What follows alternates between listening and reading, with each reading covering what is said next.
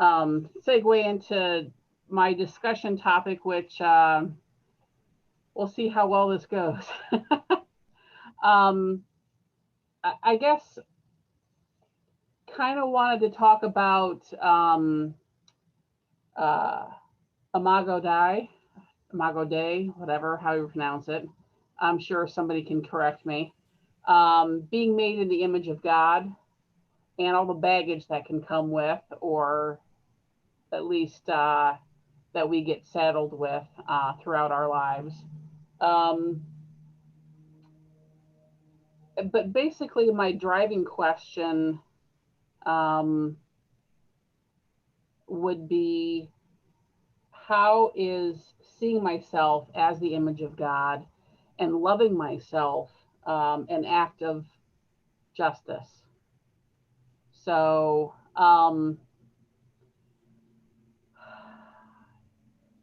not sure exactly how to introduce this. I haven't thought about this as concretely as I have lament. So I'll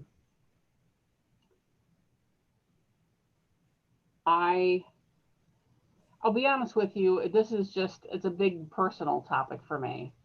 So I have been. I started putting on weight when I was in probably like third, fourth grade. And I spent my entire adolescence and adult life being obese. So, and it's had plenty of impact on me. Um, so, but I'm not the only person who has issues, whether it's the shape of their body, the color of their body, and the oppression that they've endured because of that, whether they have an ability or disability, and that kind of thing.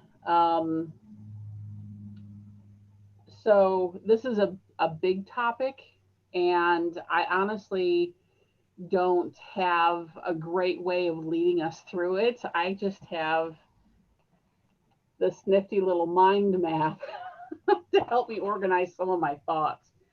So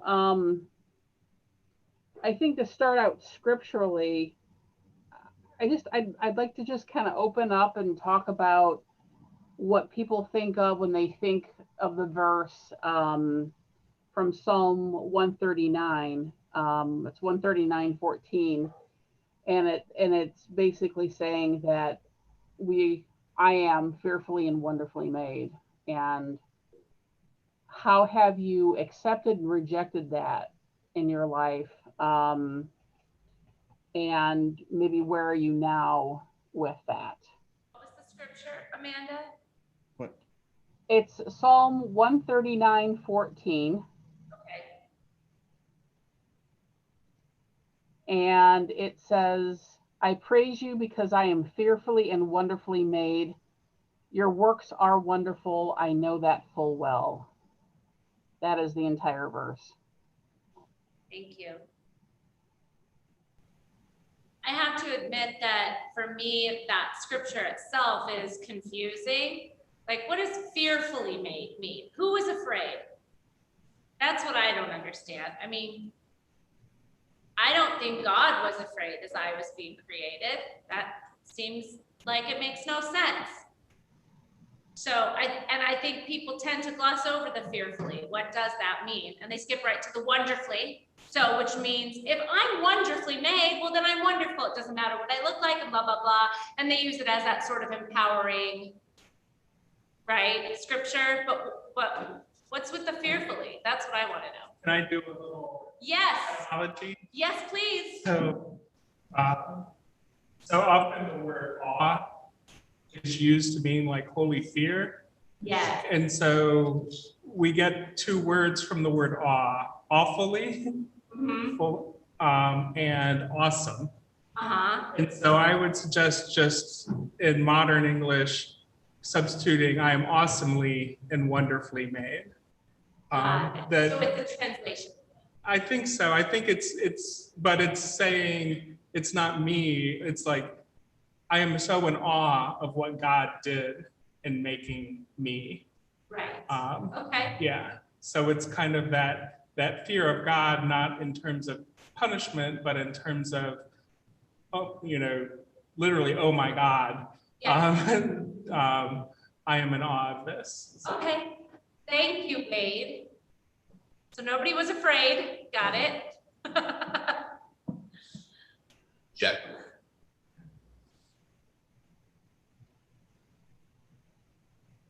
I think for me, I think of this verse almost like creation and original sin, and think like, yeah, it's great that God made humans and I'm a human and I'm an image of God.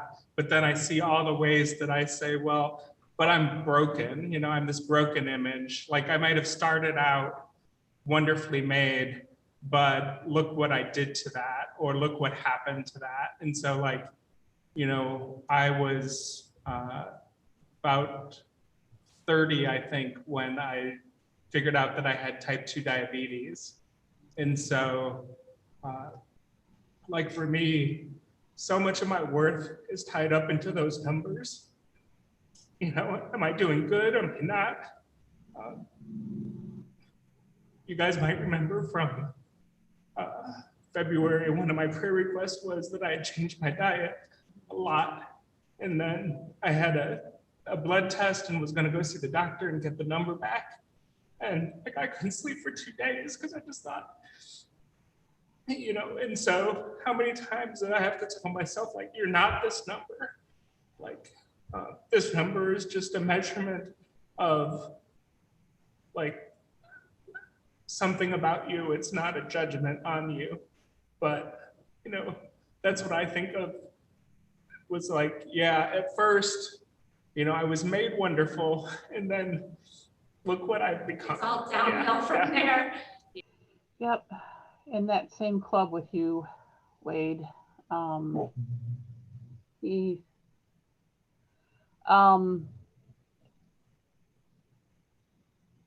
normally wouldn't do this, but I am going to. I'm going to read something I wrote actually like about 11 years ago. And it's about self-image and everything. Hang on. This is a poem I wrote in 2010. And it's called Consumption. Because I cannot eat the barrel of a gun, I eat food. Each fry feels like a bullet, feels like justice being served. I pass a man on a lawnmower, I catch his eye as I take another bite, a drive-by shaming. I see judgment in his eyes, he can't see the guilt in mine, just greedy piggy eyes and a bland, fat face. With every mouthful, I want to purge, excuses, explanation, emotions, but it's never the right time, the right place, the right people. So I stuff down sadness, cover it with calories, smother it with cellulite. I hide everything with fat. A body only good for abuse, feelings, fear, weakness. I live defined by how I look, always craving something to fill me, feel me, know me beyond appearances. I don't want to spend any more hard time in this prison, knowing I'm not free to love or be loved like others. I am only useful. I line my cage with words on paper, reflective words meant to mirror me, the real me, so someone else can see I'm not just flesh, just so much flesh. My body bears evidence of feasting, my character of famine. Everyone wants me to step up to the plate, and all I can do is push it away. I feel mountainous, lumbering and fumbling in graceless bewilderment, confined between too much and not enough, caught between a locked and a hard heart. You wouldn't think it to look at me, but I'm starving. and this bloated body is just filled with emptiness. To break out, you need to have some kind of will, something tougher than the bars and bolts. I feel too far from rehabilitation. How do I escape myself? I don't. I commit to the only thing I can. I commit slow suicide and pull the trigger with each forkful. I consume what can't be denied me because everything else is, and become myself consumed. And I think the point in all of that was the line, I live defined by how I look. And I don't think that that's what Imago Dei means, but it's really easy to get stuck there. Um, it's really easy to, especially on Zoom, when I'm being recorded, and I hate being photographed, I hate being videoed. Um, and so this is kind of hard for me, knowing that this is going to be up on YouTube. And I'm not asking to stop the recording or anything, but I'm just saying that this is a big point of vulnerability for me. It's hard with every meeting that I'm in remotely. And so I guess what I want to talk about with being made in the image of God is trying to break through all of those hangups, not so I can attend meetings without worrying about how I look, but mostly so that I can embrace myself. Not just knowing that I'm beloved of God because I'm alive, I exist, and God is good and loving, but because all of me, including even my body, no matter how morbidly obese it is, or how much hair loss I have, or how my skin is reacting lately, that all of me is not that necessarily this is what God looks like, obviously, but but that all of me is the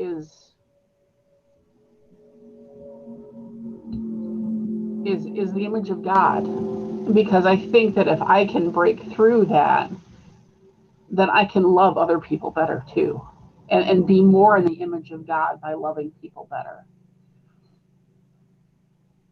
And I think that as long as I'm still struggling with the image of God in myself, that I'm not loving God as well as I can either. So I think that all those things are very much connected. So, and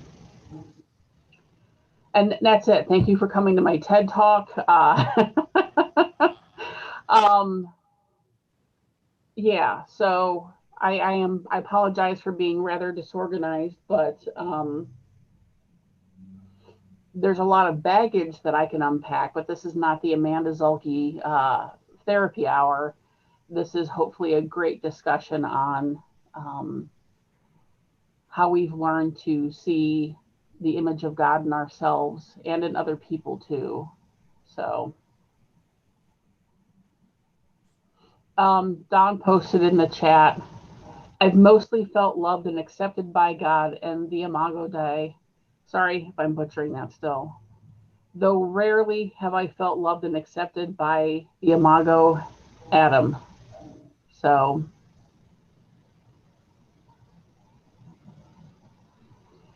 Don, I'd love for you to expound on that if you would.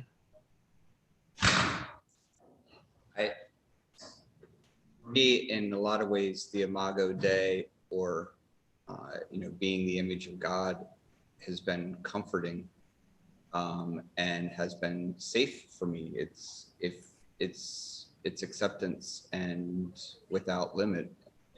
And my struggle really hasn't been whether or not God loves me, feels bad for me, cares about me, but instead it's been that I haven't felt accepted and loved by I said it, the imago, Adam, Adam, whatever, basically the image of man. I don't like, you know, you guys always hear me make my jokes about I'm wearing man prees because, and that's kind of my reaction to not fitting a certain expectation of what it means to be quote unquote manly, or you know, having to hide most of my 47 years of the fact that I'm not heteronormative, I'm pansexual, that I just happen to be in a heteronormative marriage. And so I've never been, I should say never, the last 20 years, I've not been afraid of God, I've been afraid of people.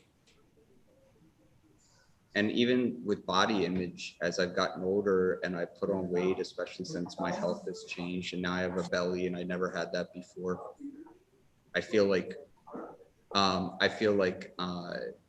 in a lot of ways that our world doesn't even let me complain about my body image issues because I just get shut down with, oh, whatever, you're thin, tall.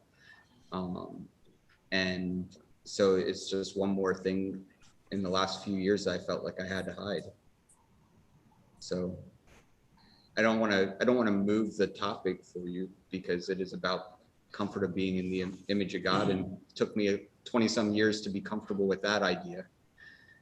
And now the last 20 some I'm working on being comfortable with the imago, being in the image of humanity. What's imago? Image, it just means, so imago Dei literally means, imago means image, Dei means God, deity. So I was trying to be funny and say imago, Adam, is Adam's the first human. So image of man, so. Okay. You know, I wonder if one of the reasons why this is so difficult for so many of us is that we have so many people. There have been so many descriptions of what the image of God is, right? And over time, it has been different things. A lot of the time, it is white, heteronormative, masculine, quote unquote, men, right? So like that's the image of God. And so then people who didn't fit that image felt like, well, I can't be fearfully and wonderfully made. I'm not that, clearly I'm not the image of God. And so I guess what I'm getting at is, you know, what does it mean to be made in the image of God? Like, we have a bunch of really bad definitions of that, but what's a good definition? I struggle to connect, Tana, when I'm thinking about the image of God. I struggle to connect body to that at all. So for me, I have chosen probably to make myself more comfortable for my life, not to I have chosen that the word image doesn't mean what it actually means. I'm not allowing it in my mind to mean a picture, an image, something that you see, which is illogical, but that's what I'm doing, because then it doesn't matter what my body looks like.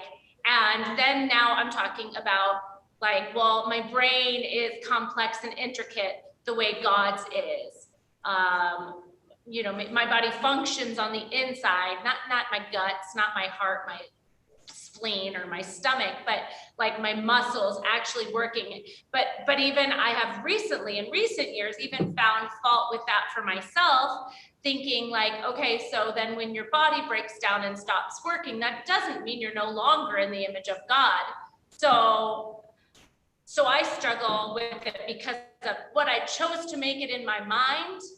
As I examine it further, as I get older, it breaks apart, you know, because not everybody's mind works the same, and not everybody's body works the same. Well, for what it's worth, I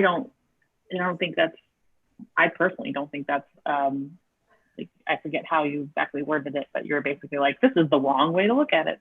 And I think the image of God that often is out there is also a certain kind of like behavior and like, for example, judgment, right? Like a lot of Christians have this image of God that includes that like God is super judgy, is going to throw a whole bunch of people in hell and like hates all these kinds of different categories of people and everything, right? So in my mind, image means like everything.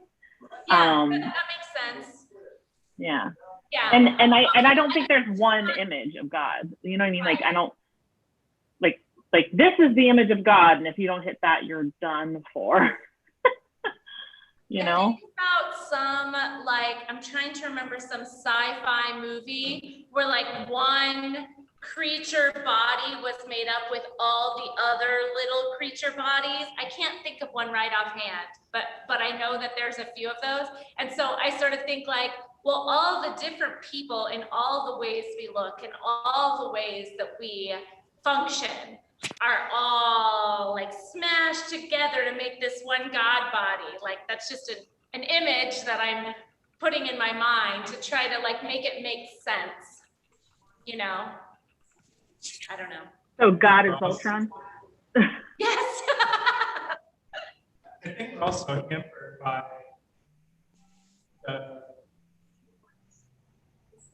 when we think of image, we think of all the images of God, like depictions of God. And for, most of Christianity, when they started depicting God was male, God was older, but like silver daddy old, so right, buff, white hair, beard, and so, I think we've been fed along with that verse in Genesis and along with that verse in the Psalms, we've been fed a word image and then imagery that has condensed around one particular thing. And so, right, is my disabled body God's image? So like with my, my disability, one of them is diabetes, and like, do I think God is diabetic? No, but I'm also told that because I am, that I no longer carry an image, the image of God, rather than looking to the text and saying, oh, there's a lot of imagery in the text around God, even without depictions like visual depictions of God, and so imagery of, Sophia and wisdom and of, a chicken of all things, and a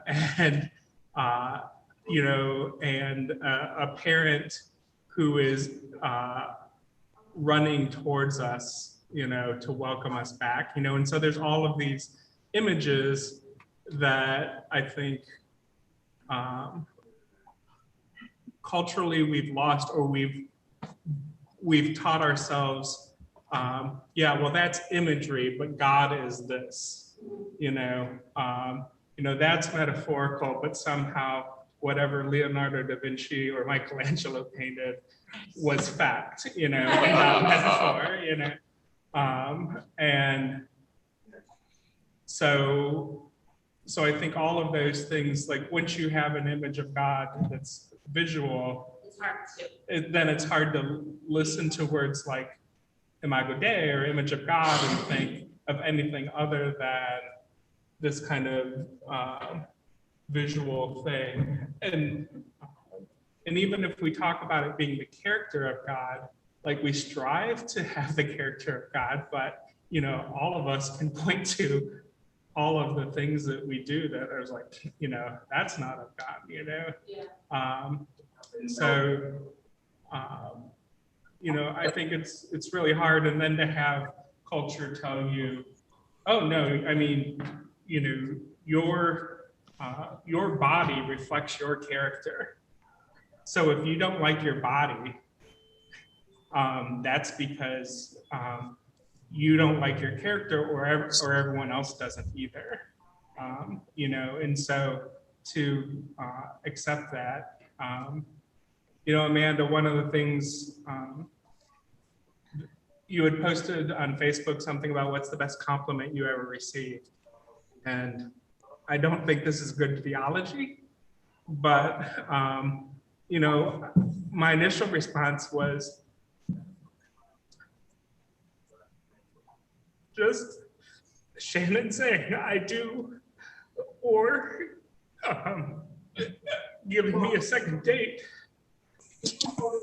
and I don't want to put that out there for single people or asexual or aromantic people to say, no,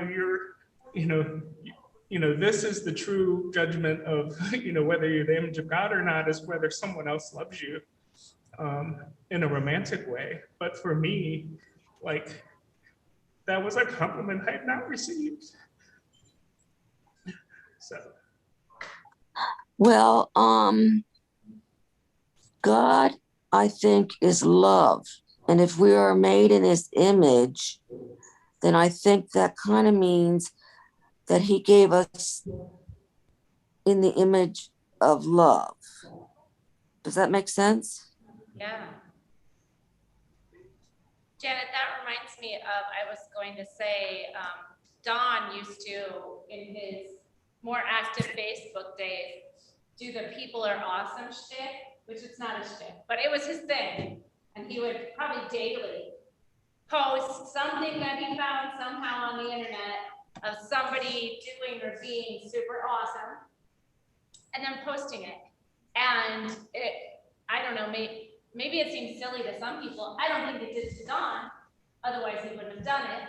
But I found a lot of value in that, because for me, that was a little bit of like getting to see people doing or being awesome somehow made me love these people I didn't even know, and made me love Don for recognizing them.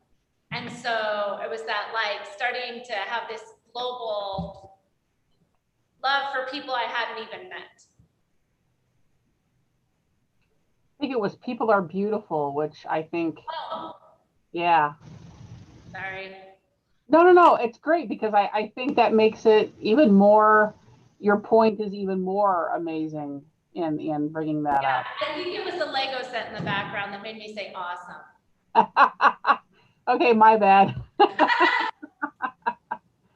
Everyone is awesome. Craig, I think you had raised your hand at one point. Sarah. Okay. I was going to just say, when Tally was talking about like the image of God, and I can't remember exactly, but like how it can show up differently. And I distinctly have moments in my memory of going around places with Abby as a baby in the baby carrier, and having people say, whoa, she looks just like you. I don't know your husband, but she looks just like you. And now people see Meadow and they're like, whoa, she looks just like you. I don't know your husband, but she looks just like you. And if they're like different people and they look differently and act differently, but they still have an image of me somehow. And I look different, but like, just the idea that like how image can reflect differently in offspring, like as children of God, we're all different, but something about us like makes people say like, or see God. And it reminds me of the quote from Les Mis, to love another person is to see the face of God. Craig had posted in the chat, he had asked, how do you explain what the image of God looks like when you don't know what God looks like? And also saying he'll never have God's abs. And I'm not going to argue that with you. That's all, that's between you and God, Craig. But I did respond, and I was like, part of me thinks that imago, that image of God, is community, Creator, Christ, and Holy Spirit, and um, God is they, you know. So that was one of the things that I was thinking about in terms of the image of God being in community. Everybody, you know, being in community with yourself, but also in community with others. Um, and Darnell. I have something to share if I may. Um, We, from the original words, I tied it to this verse I'm looking at. It says, as you do not know the path of the wind or how the body is formed in the mother's womb, so you cannot understand the work of God, the maker of all things. And to tie that into what everyone else was talking about physical, I always thought that I had big nostrils or a big nose. And I feel like I do. But after reading Proverbs and Ecclesiastics and understanding it, I mean, to me, it's not so much about the image of God, it's about how they say the body is formed, and I mean, no one really know nothing about it. So to me, it's all about acceptance. And the world can make you feel like something's wrong with you because it's just the way the world is. I mean, in Romans says something about, geez, I don't got amnesia. Something about how sin is born. I got amnesia. I'm sorry, I forgot I was gonna recite. But something in Romans where it says, geez, somebody help me out. But it's saying Romans about sin entering the world or something. As sin enters the world through one man, so does life through the Right. death So of I one man. mean, evil is going to be everywhere, and it's going to make you feel bad about everything that's just out there. But to me, after reading this and understanding it, I mean, I still feel a certain type of way. I don't know, I just do what I do with it. And that's it. It's awesome. Thank you. so we all are harder on ourselves. And like talking about being overweight, I have a very good friend who is enormous. She is huge. I mean, you're thin compared to her, Amanda. And but when I see her and look at her and all that kind of stuff, I just see her heart. I just see who she is, not her weight. I think that's all of our goals and all of our hopes, is that we can see through the exterior, or what the world determines is the things that we should notice. But it's hard when you are in a category that the world says is noticeable and unacceptable, to even, so like what you said, Janet, I think, you know, we all know you, love you, and what you said, we trust what you mean. But in some settings, when people say stuff like that, the thought is, for me, if someone were to say something similar about someone who's gay or queer or whatever, I'd be like, well, you did see it because you mentioned it. Oh, You see what I'm saying? okay. Yeah, I see what you're saying. And so none of us are completely there yet. Mm-hmm. It's important for us to be striving to it. So I love that you're striving towards that, right? And I Mm-hmm. think that's all of our goals, but it's really hard. It reminds me of a lot of times when people say things like they're colorblind, referring to races. It's not helpful to say that blackness doesn't exist, or that any type of person of color doesn't exist, because there's a lot about blackness that's beautiful, wonderful, and good, and different from whiteness. And that is what we should see. We should see the beauty of those things. And I think the same thing's true when we talk about the idea of whether it's disability, or it's weight, or it's invisible illnesses, that it's still important to recognize there are people in our world with Down syndrome, and that impacts their life. And we shouldn't ignore the fact that they have Down syndrome. Instead, we should be looking at the world in such a way to say that Down syndrome is not, should never be a barrier from someone being cared about and loved as if they are exactly like someone without Down syndrome. Does that make sense? I even in that sense, I can stumble Makes a lot of sense. because it's complicated. So what I heard Janet say was, like, at its core, that person's weight has no bearing in our relationship. That person's weight has no bearing in my love for her.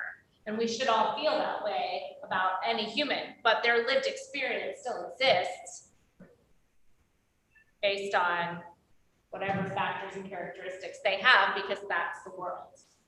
Yeah. And may I offer something else?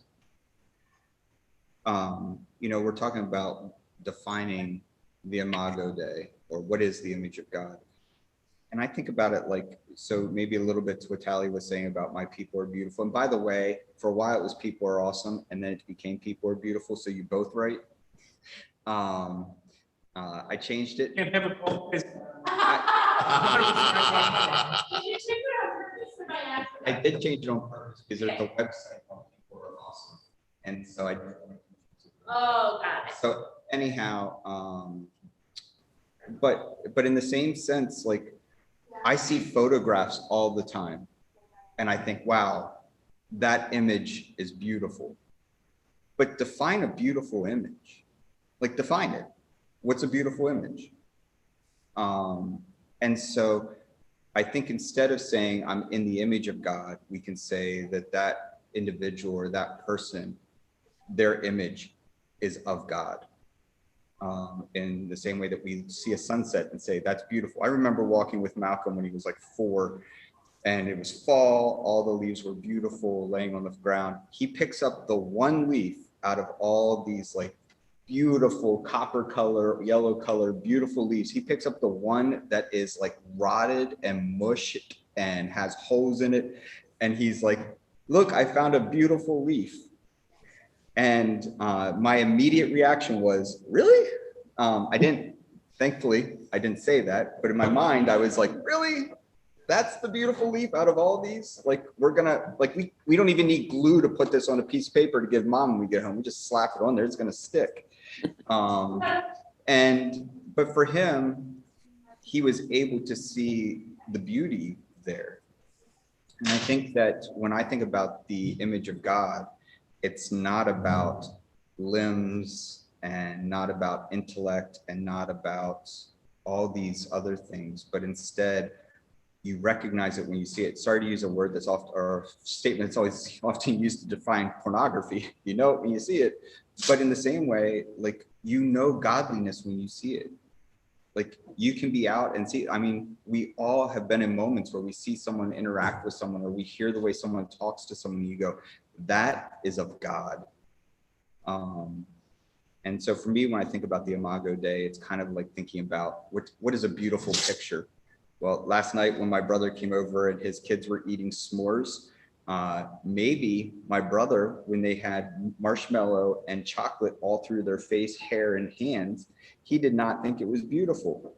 I thought it was so beautiful as they were sitting there eating these s'mores in my backyard. And so I think we need to look for more of it, not look for the specificity of it. And I always struggle to describe Quentin's art to most people, because most people wouldn't define it as beautiful. His art is, it stirs something in most people, but most people wouldn't call it beautiful. Now I'm gonna have to like post the thing so everybody can see an example of Quentin's art.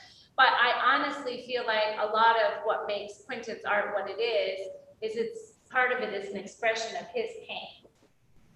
And I feel like that's beautiful. So that pain or vulnerability. And so but then I think, well, is that humanity, or is that God? You know what I'm trying to say? I don't know. Does anybody know what I'm trying to say? Because I find beauty in pain. And I'm not saying that because, like, I'm not talking about like abuse or anything like that, but I'm talking about like when a person I don't know, it makes you vulnerable, and it often makes you care about other people in a different way. I don't know, it's hard to describe. So I'm struggling to connect the beauty I find in that with the image of God. So this is just a thought that I had, and of course I'm having it at the end of service, but. Didn't hear that at all, Wade. No, couldn't hear you. He'll probably type it. Okay. Wait, did I just volunteer you to type it? I'm sorry. Well, He was talking about God also feels pain, you know, on a regular basis. yeah, Craig So. typed that too in the chat. Yeah. I guess since we are talking about the end of service, I kind of want to go back to my first question in how is seeing ourselves as the image of God, or at least, yeah, bearing the image of God and loving ourselves in that vein. How is that an act of justice? Well, along the same lines of what we were just speaking about, I think that actually kind of steers us. For me, it steers me there. Like if I'm able to see pain as part of that image, well, then I'm able to take a pained person or a group of people and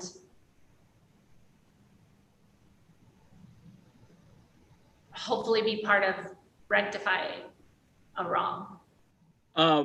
One of the things I learned the most in the last year was when I asked my friend what I can do to help, and he said, you can't help anybody if you're sick. You need to fix yourself. And like, I'm always going to be broken, but I'll always want to help. So in your brokenness, you can try to fix yourself and help at the same time. His name's Shahid. I wrote about him.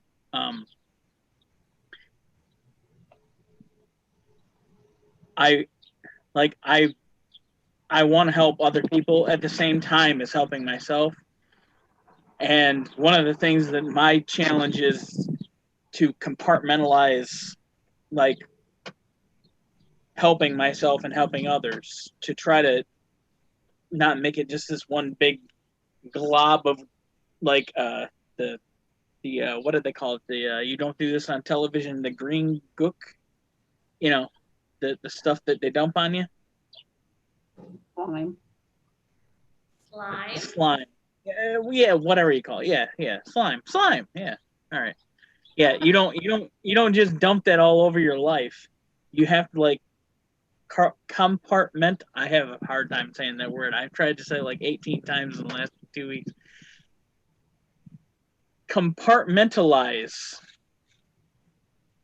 helping other people and helping yourself. And the more you help yourself, helps you help other people. And I think that's a noble thing. I definitely think that's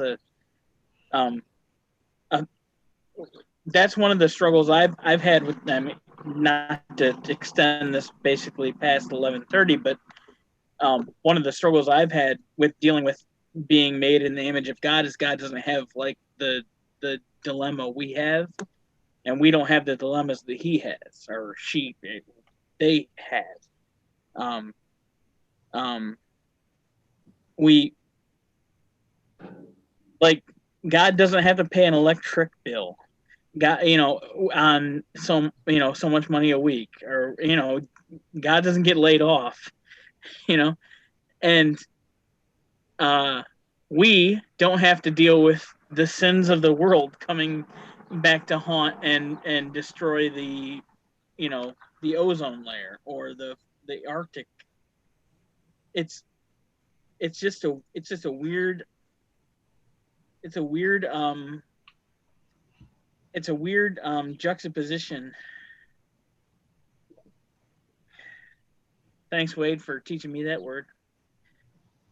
But yeah, that's basically where I'm coming from in that regard. But essentially, I can't help anybody if I don't help myself.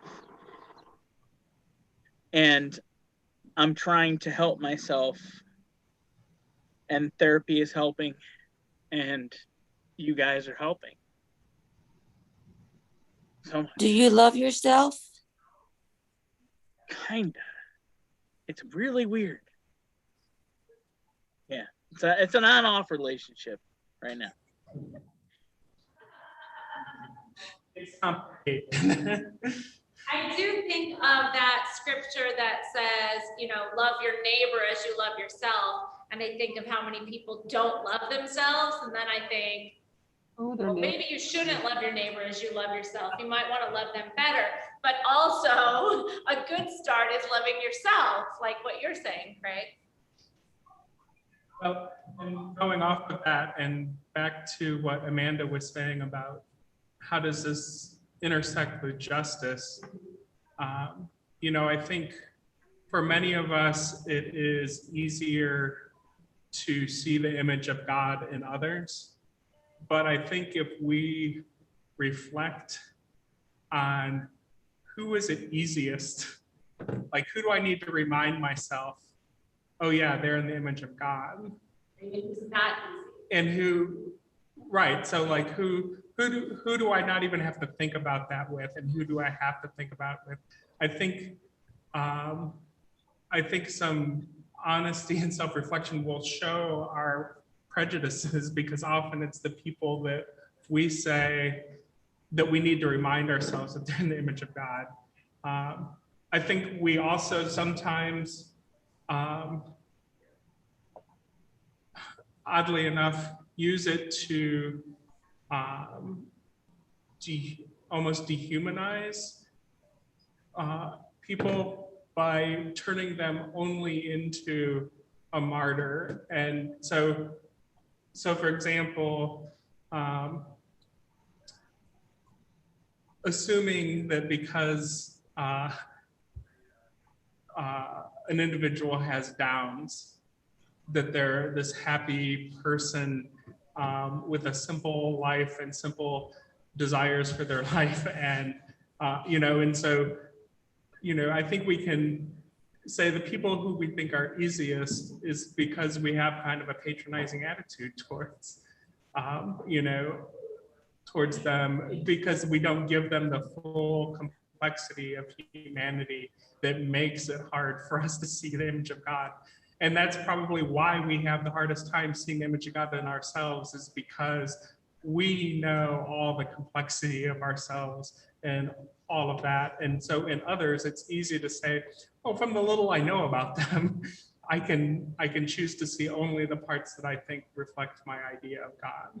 You know? So I guess it's almost like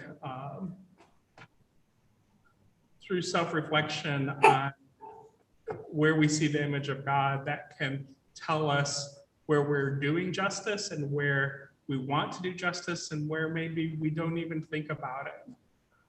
Like we don't consider someone who the world thinks has the perfect body or the perfect life or the perfect finances. Like, I don't think we actually consider them in the image of God. You know, I think we often dismiss them as being shallow or, you know, or something. So it's a weird thing to start thinking about humanity being created in the image of God and how that fits with our ideas about individuals and, you know, and their humanness or in unhumanness or whatever. I love myself, but I don't love everything that happens to me. I have the ADHD. And it's screws up my thinking. And I don't like that. I don't love that. But I do love myself in that way, in the what I said before. Does that make sense? Amanda, I'm definitely gonna keep thinking about this discussion all week. So Good. Thank you so much. No, thank you. And I'm sorry if what I read kind of, you know, derailed things, but it was the only way that I could easily get to some of the deeper things that I was trying to drive at, I guess, on a personal level. So, I liked it. but yeah, there's a lot to talk about. I mean, but I think, it's been a good conversation today. So, does anybody else have any last thoughts before we wrap up and go into requests?